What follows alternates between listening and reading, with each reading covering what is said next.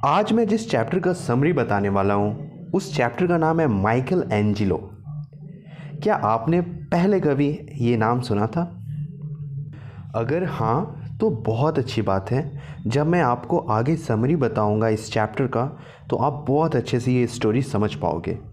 और अगर आप माइकल एंजिलो का नाम कभी नहीं सुना था तो कोई बात नहीं, मैं आपको बताऊंगा माइकल एंजिलो के बारे में, जिससे आपको ये जो चैप्टर है बहुत अच्छे तरीके से समझ में आएगी और आप हर एक छोटे छोटे क्वेश्चंस का आंसर दे पाओगे। ओके। माइकल एंजिलो एक बहुत बड़े स्कल्प्टर थे। स्कल्प्टर का मतलब होता है मूर्ति बनाने वाला, मूर्तिकार।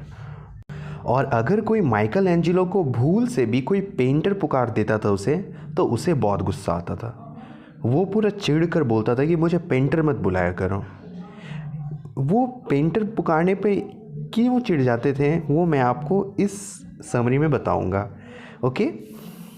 तो मैं चाहता हूँ कि मैं आपको माइकल एंजिलो के स्टार्टिंग डेज़ का एक छोटा सा स्टोरी बताऊँ, ताकि जब आप इस स्टोरी को सुनो तो आपको रियलाइज़ होगा कि माइकल एंजिलो किस लेवल का डेडिकेशन था उसके अंदर, वो कितने फोकस्ड थे।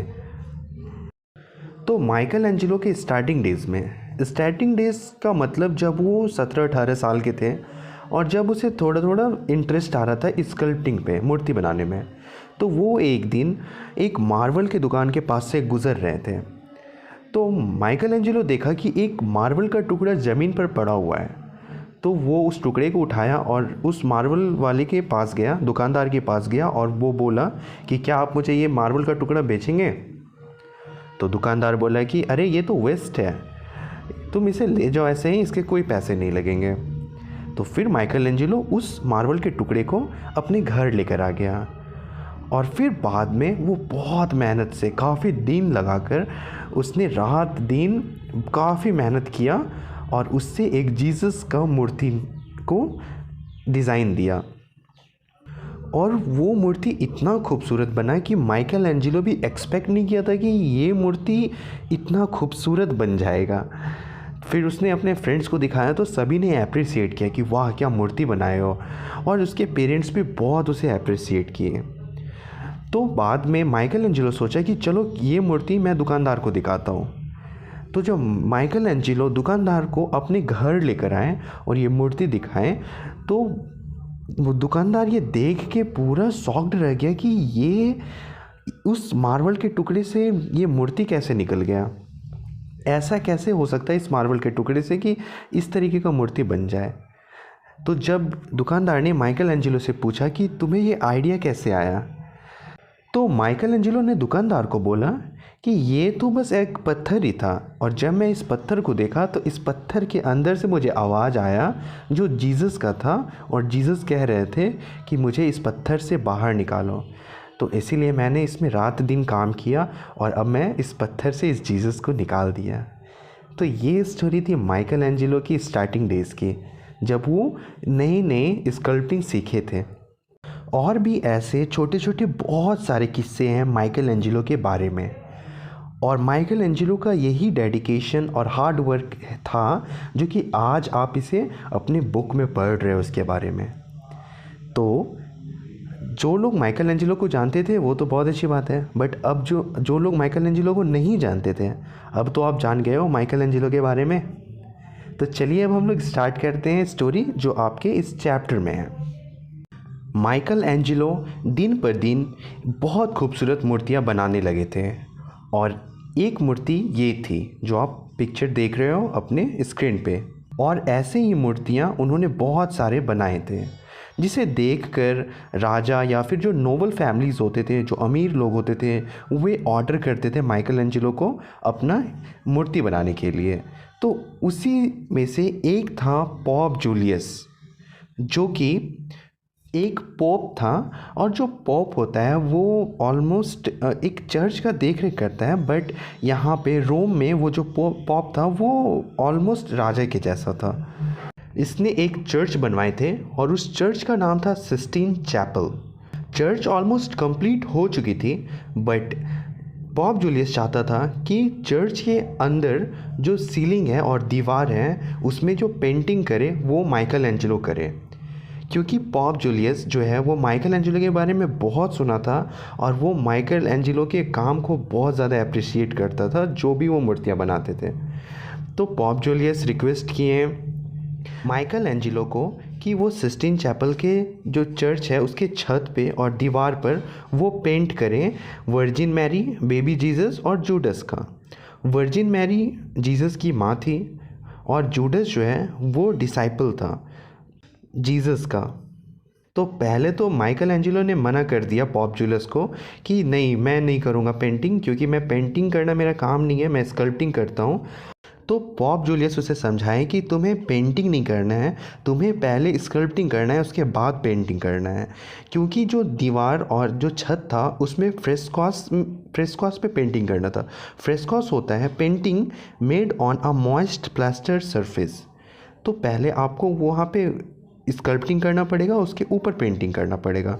तो काफ़ी समझाने के बाद माइकल एंजेलो मान गए कि ठीक है, वो स्कल्पटिंग करेंगे और ड्रॉ और पेंट करेंगे वर्जिन मैरी का फेस, बेबी जीसस का फेस और जूडस का फेस।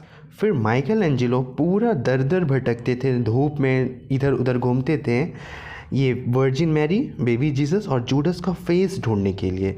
क्योंकि माइकल एंजेलो एक ऐसे आर्टिस्ट थे जो कि अपने इमेजिनेशन से किसी चीज़ को देखकर फिर उसको इमेजिन करके उस चीज़ को बनाते थे। तो ये फेस ढूंढने लगे कि कहाँ मिलेगी मैरी जीसस का फेस, कहाँ मिलेगा बेबी जीसस का फेस और कहाँ मिलेगा जूडस का फेस। और ऐसे में वो माइकल एंजेलो पूरा इधर उधर भटकता रहता था और उसने फेस ढूंढने में पूरे 4 साल लगा दिए, बट फेस नहीं मिला। तो पॉप जूलियस सोचने लगे कि ये काम माइकल एंजेलो के बस का नहीं है। तो वो सोचे कि क्या अब किसी दूसरे को दे दें। तो माइकल एंजेलो पे वो भरोसा करते थे कि माइकल एंजेलो बना लेंगे। तो वो काफ़ी बात किए माइकल एंजेलो से कि क्या हुआ, तुम्हें फेस नहीं मिल रहे हैं। तो माइकल एंजेलो बोलते हैं कि यहाँ फेस सभी का एक जैसा है, रोम में जो फेस है सभी का एक जैसा है। मैं समझ नहीं पा रहा हूँ कि मुझे कैसे मिलेगा वर्जिन मैरी, बेबी जीसस और जूडस का फेस। तो ऐसे ही काफ़ी दिन बीतता गया। फिर एक दिन जब माइकल एंजेलो लेट कर कुछ सोच रहा था तो उसे अपनी माँ की याद आई और वो माँ की याद में बहुत ज़्यादा डूब गया और ये सोचने लगा कि माँ कितनी मेहनत करती थी। माँ धूप में पानी लेकर आती थी, फिर उस पानी को गर्म करके पापा को नहलाती थी। तो यही सब सोचने लगा और फिर उसे सडनली स्ट्राइक किया कि मैरी का जो फेस है वो बिल्कुल मेरी माँ से मिलता होगा। और उसने बाद में जब ये बात स्ट्राइक की माइकल एंजेलो के दिमाग में कि वर्जिन मैरी का फेस बिल्कुल मेरी माँ से मिलता होगा, तो उसने झट से उठा और वो ड्रॉ करने लगा, स्केच करने लगा माँ का फेस। माँ को देखे हुए काफ़ी दिन हो गए थे, तो माइकल एंजेलो माँ का फेस को बनाने में काफ़ी वक्त लगा रहा था और फाइनली जब बन गया तो उसे ये अंदर से आया आवाज़ कि वर्जिन मैरी का फेस भी बिल्कुल मेरी माँ से मिलता होगा और वो बिल्कुल ही ऐसी दिखती होगी। तो उसे तो अब वर्जिन मैरी का फेस मिल गया था, अब उसे ढूंढना था बेबी जीसस का फेस और जूडस का फेस।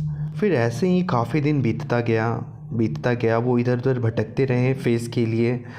तो एक दिन फिर वो लेटा हुआ था और उसे अचानक से याद आया कि किस तरीके से वो अपने पापा के साथ, पहले की बात है कि कैसे वो अपने पापा के साथ, माइकल एंजेलो अपने पापा के साथ जाता था नाश्ते की दुकान में और वहाँ पे बैठकर पापा उसके अंदर बैठकर खाते थे और माइकल एंजेलो बाहर के बेंच में बैठा हुआ रहता था और वहाँ से वो बादाम खरीदता था।